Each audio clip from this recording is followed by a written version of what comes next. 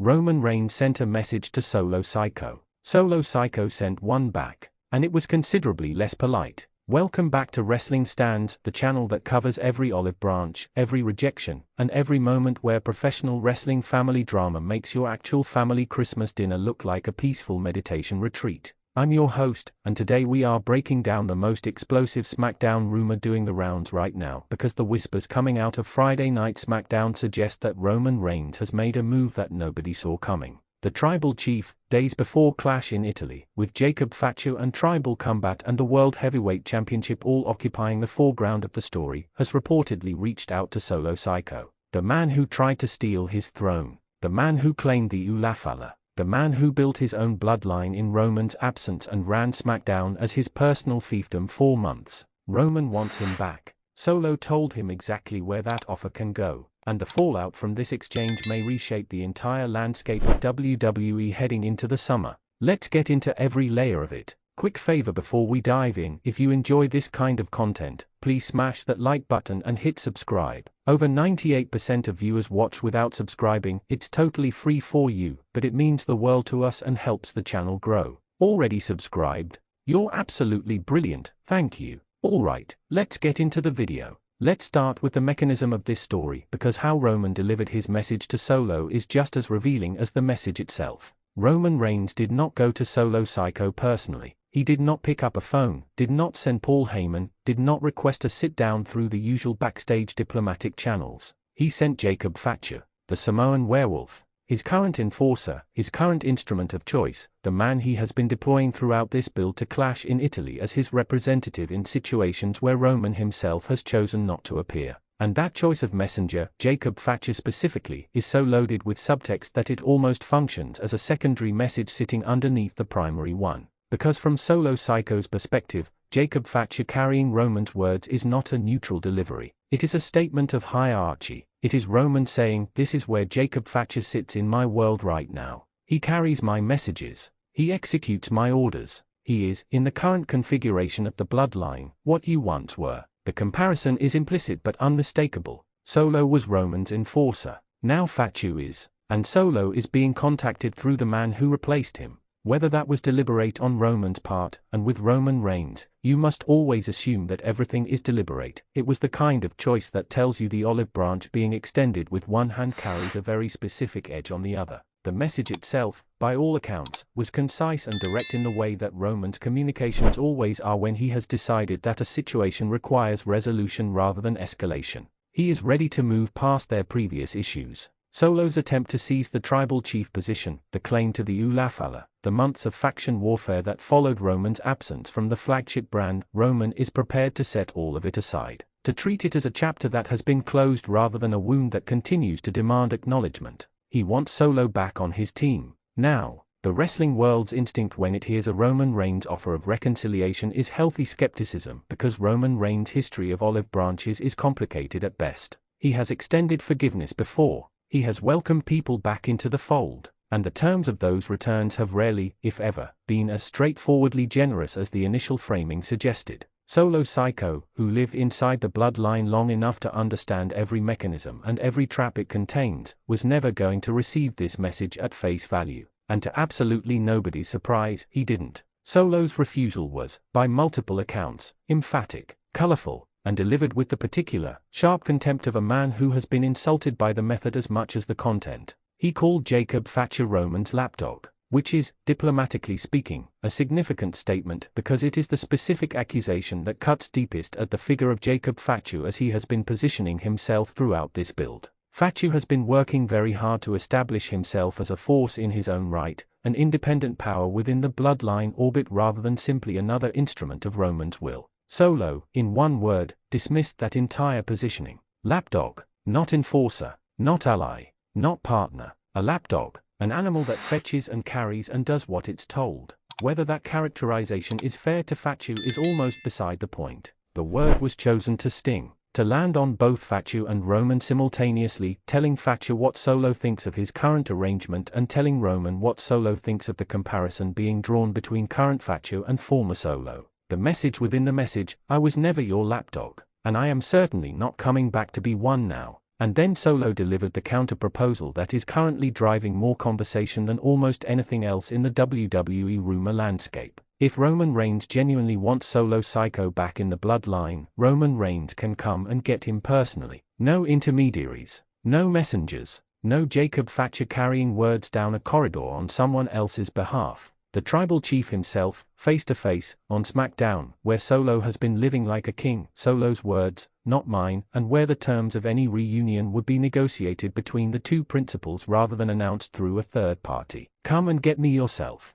4 words that are simultaneously a condition, a challenge, and an insult. The condition, Roman's personal presence, is the minimum requirement for this conversation. The challenge, Roman Reigns showing up on SmackDown, on Solo's turf, is not the power position Roman typically operates from. The insult, the very fact that Roman sent Fatu, means Roman was not prepared to do it himself, which Solo is framing as weakness, or at minimum, as a lack of the respect that a genuine reconciliation would require. Let's talk about why Roman wants Solo back, because the timing of this is everything, and the timing points in a very specific direction. Roman Reigns is days away from tribal combat against Jacob Fatu, a no-rules match with the World Heavyweight Championship on the line and the complicated, combustible loyalty dynamics of the entire bloodline surrounding it. In that context, Roman reaching out to Solo Sikoa is not sentimental, it is tactical, and the tactic is transparent when you look at it clearly. Solo Sikoa on Roman's team heading into or immediately following Clash in Italy is Roman Reigns adding a counter to every scenario in which the Fatu situation becomes more complex than it currently appears. If the Uso brothers' loyalty is uncertain, and Roman, with his loyalty test theory and his shadow creative table and his extraordinary attention to the signals around him, has presumably identified reasons to be uncertain, then Solo represents an alternative. A veteran of the bloodline's internal politics, someone who has been through the cycle of Roman's inner circle from the inside out, someone whose motivations Roman understands completely because he has lived alongside them.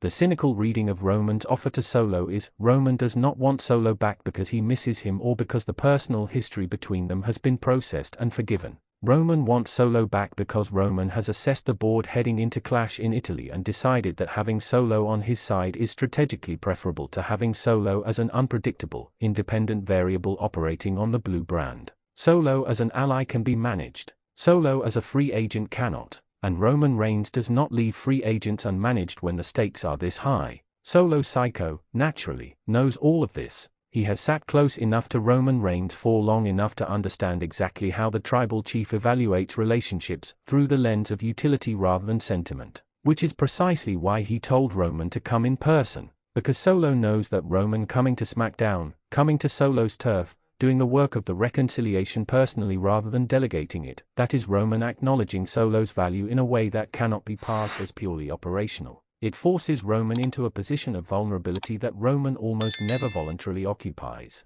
If Roman Reigns walks into SmackDown and looks Solo Sikoa in the eye and asks him to come back, that is Roman Reigns needing something. And the moment Roman Reigns is visibly in need of something, the entire power balance of the conversation shifts in ways that the original tribal chief is extremely reluctant to allow. The money in the bank speculation is where this rumor thread opens up into genuinely exciting long-term territory. Because if Roman's approach to Solo fails, if Solo refuses even the personal overture, or if Roman refuses to make it, or if the attempt at reconciliation deteriorates into open conflict on SmackDown, the natural destination for that tension is a match. Roman Reigns versus Solo Sikoa. The tribal chief versus the man who tried to become the tribal chief. The original and the replacement, finally settling it properly in a ring. Money in the Bank has historically been a platform for significant storyline pivots, the briefcase drama, the unpredictable cash-ins, the matches that reposition the landscape heading into SummerSlam. A Roman versus Solo match on that card would be an enormous moment.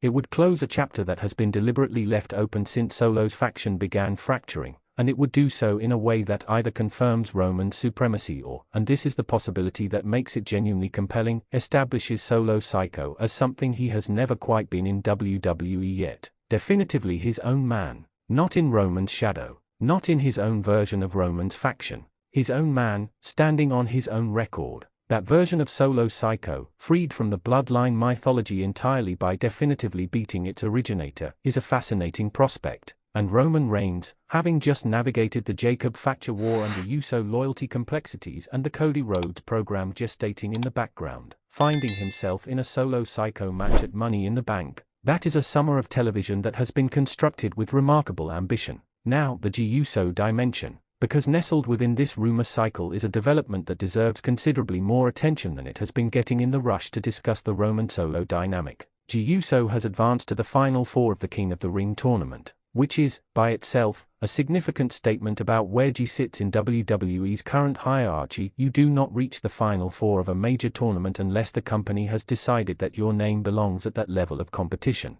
Uso as a King of the Ring finalist is Uso being positioned for something significant. The conventional wisdom around Uso's trajectory has been pointing toward Cody Rhodes and SummerSlam. Unfinished business with the American Nightmare, a program that would give G his biggest single spotlight yet on the summer's biggest stage. That storyline exists. Those dots can be connected, and it would be a very good match. But, and here is where the rumor thread introduces the most explosively disruptive possibility on the current landscape. What if Uso's King of the Ring run takes him somewhere else entirely? What if the Final Four, and whatever comes after it, positions G not toward Cody at SummerSlam but toward the World Heavyweight Championship? Toward Roman Reigns, the Uso who once stood at Roman's right hand, the man who has perhaps the most complicated and most deeply personal relationship with the tribal chief of anyone on the current roster. Uso, King of the Ring winner, coming for Roman Reigns' championship, not as a bloodline soldier, not as a cousin seeking approval, but as a world-class competitor who has earned his opportunity through a tournament on his own terms and his own merits.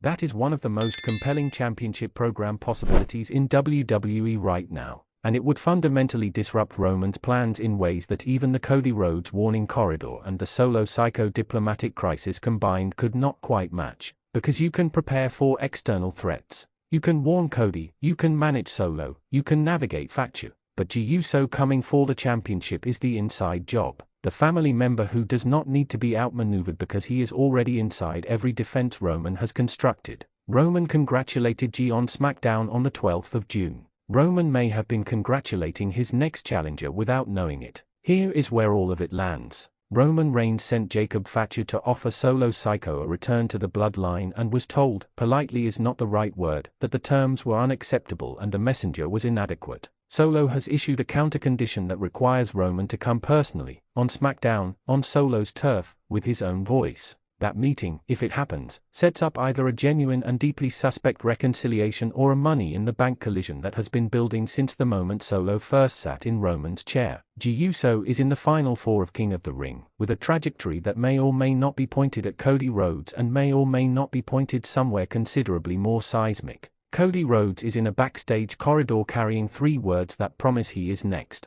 Jacob Thatcher is days away from tribal combat carrying questions about the Usos and a message he just delivered that confirmed, to Solo at least, exactly what he has become. And Roman Reigns sits at the center of all of it, the spider in the web, the man every thread connects back to, the tribal chief who congratulates cousins and traps opponents and sends enforcers with olive branches and somehow, someway, keeps the entire WWE universe talking about him on a night when he was not even the primary story on his own program. Solo said Roman needs to come and get him personally. The question is, will Roman go? And if he does, will it be to bring Solo home, or to end the conversation permanently? Either way, SmackDown is about to get very interesting. And the summer of 2026 in WWE is shaping up to be something genuinely extraordinary. Thank you so much for watching. Wrestling Stands family means everything, as always. We'll see you in the next one.